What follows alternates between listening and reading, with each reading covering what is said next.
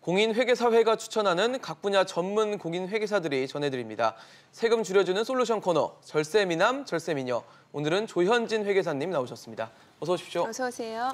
안녕하세요. 조현진 회계사입니다. 네, 자 오늘은 세대 생략 증여와 관련한 증여세 내용인데요. 먼저 주제부터 함께 확인해 보시죠. 네, 아버지. 제가 알아볼게요. 감사합니다. 여보, 아버님이 왜요? 아버지가 역 근처에 있는 조그만 상가를 첫째한테 주고 싶으시대. 첫째가 장손이라 챙겨주고 싶으신가 보네요. 거기 나름 목이 좋아서 월세 수입이 쏠쏠한 것 같던데 감사할 따름이지. 아휴, 근데 세금이 문제네요. 첫째가 아직 세금 낼 능력이 안 될 텐데. 그렇지. 그래서 아버지도 내가 갖고 있다가 나중에 내가 첫째한테 증여하는 방법도 생각하시더라고. 아, 그런 방법도 있네요. 그렇게 해요. 네, 지금 뭐 화면을 보니까 할아버지가 손주에게 재산을 증여하는데 바로 손주에게 줄 것인가 아니면 이 아들인 아버지를 거쳐서 줄 것인가 하는 문제인 것 같아요.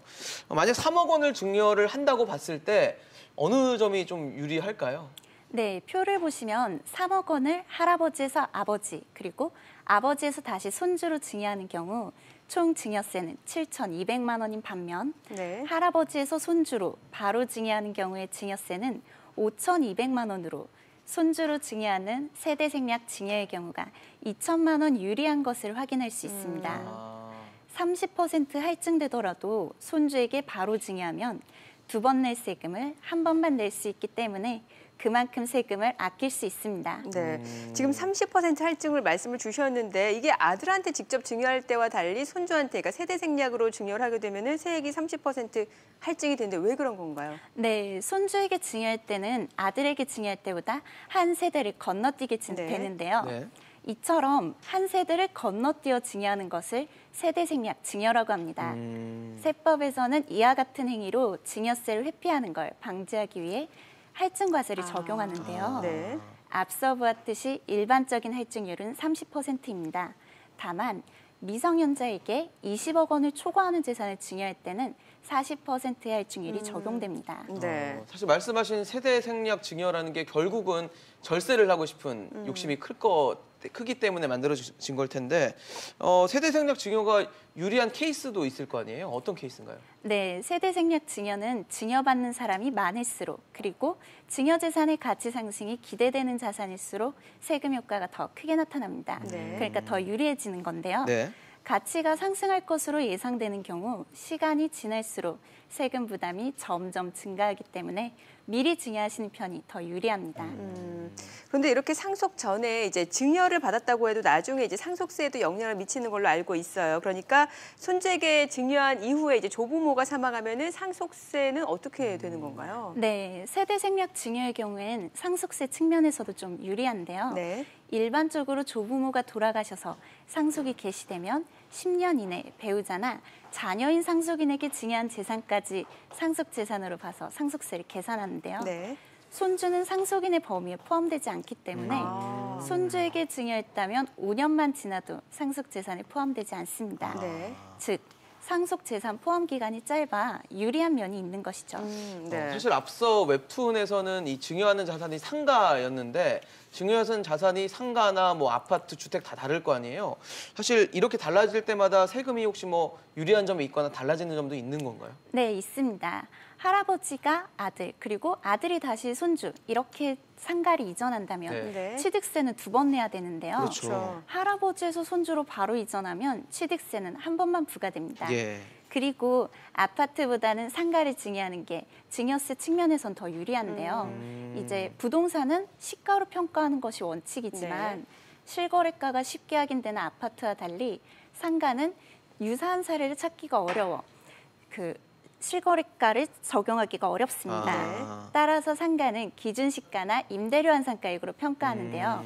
이 기준시가의 경우 시가 대비 60에서 80%이기 때문에 증여세를 그만큼 아낄 수 있는 것입니다. 네, 그러니까 보통 시가보다는 이제 기준 시가가 낮기 때문에 상가를 증여하는 경우에는 증여세 측면에서 유리하다는 건데 혹시 그 외로 추가로 또 유의할 점이 있다면 어떤 게 있을까요? 네, 증여세 측면에서는 상가를 기준시가로 평가하는 게 유리할 수 있지만 네. 추후 양도시, 양도소득세 부담은 더 커질 수 있습니다. 네네. 특히 5년 이내 타인에게 증여재산을 양도하게 되면 2월 과세가 적용되어 양도소득세 부담이 더 커질 수 있습니다. 예를 들어 5억 원을 취득한 상가를 시세가 10억 원일 때 손주에게 증여했다가 이를 5년 내에 15억 원에 팔게 되면요. 양도 차익은 5억 원이 아니라 10억 원으로 계산되는 겁니다. 네. 사실 뭐 상가를 증여를 할 수도 있을 것 같고 상가를 팔아서 현금으로 증여를 할 수도 있을 것 같은데 이렇게 두 경우를 비교했을 때 세금은 좀 어떻게 되나요? 네, 시세가 3억 원인 상가를 증여했을 때 그리고 그걸 팔아서 현금으로 증여했을 때를 비교해 보겠습니다. 네. 이제 상가의 기준 시가가 시세의 70%라고 가정하면 네. 증여재산가액, 이거는 쉽게 말하면 증여의 기준이 되는 금액인데요. 2억 1천만 원이 되는데요. 성인 증여공제 5천만 원을 제외하면 과세 표준이 1억 6천만 원과 2억 5천만 원으로 9천만 원 차이가 있습니다. 네. 따라서 상가 증여 시 현금 증여보다 총 증여세 2,340만 원을 아낄 수 있습니다. 지금 보니까 증여세 납부가 꽤 부담일 수밖에 없는 상황이에요. 이제 손자가 증여세를 낼 능력이 없다 보니까 할아버지가 증여세를 대신 납부해주면 어떻게 되는 건가요? 네, 이제 증여세는 증여받는 사람이 납부하는 그렇죠. 것이 원칙입니다. 네. 따라서 할아버지가 사랑으로 이제 증여세를 대신 납부해 준다면 세법에서는 추가적인 증여로 보고 있습니다. 하지만 상가처럼 수익형 부동산을 증여해 준다면 매월 들어오는 임대료 수입을 증여세 납부에 활용할 수 그럴 있다는 수 있죠. 장점이 있습니다. 네. 그럼 만약 추가적으로 이 세대증약 증여를 이용할 때 이 증여세를 줄일 수 있는 방법이 없을까요?